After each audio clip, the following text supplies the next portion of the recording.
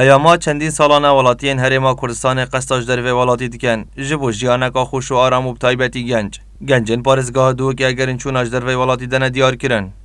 دی راستی گلک شول کیمه ظروف ندخوشن گلک کری دارن که کس بگو بیجی باش نموه و اگه به نهاری کاری کس نموه یا اما دی چیز ریکا خو گیری توش دربه بس برابطر دیش دربه نینه بس پا چین خوب خودان کن بری چین خوب ری بل بری کس نشه خوب ری بس اوه ایجار هات اوه حقا بکاره باید نینه هر کب نسره کو کب نسره گلک اما چه هات ریکا خو گیری توش و شولی و اوه دیگه بری جیب گلک آوارانه البته من یه خرید میشل تنه بری و که بین پاده که مکین درسنا شولی گنج نه کاریه جای چوا عمود الفقری تا راست که دان دسته داره قدمه اوسا گنج عمود الفقری بشعوب ملت عالم خره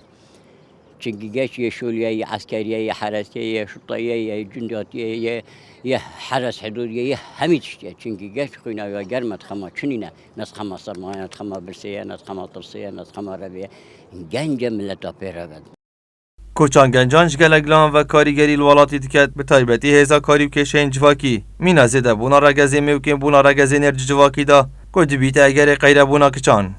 خدای که هم بینین یعنی سال به سال خراب داره باشتر نینه نبونا دلی وین کاری و ندام از راندنه و اوجی خل به نسب به هنده که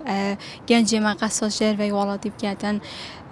یعنی یا خواندی چند سال که خواندی نوی زحمت دام بالا چیده نوی جان نخوره ما حس کن دامه که بکن یعنی چته که بکن دهاتیه که بخو پیدا کن لی نه دهاتیه نه چته که اوجی نه جار بنج بذار یا خود قصا در و والاتی بکن داب سالادا به هزاران ولاتیان هرما کردستان قصاش در و ولاتی کریه و اجمارا گامازن دمی چونه بوش در و گیان خوش دست دایه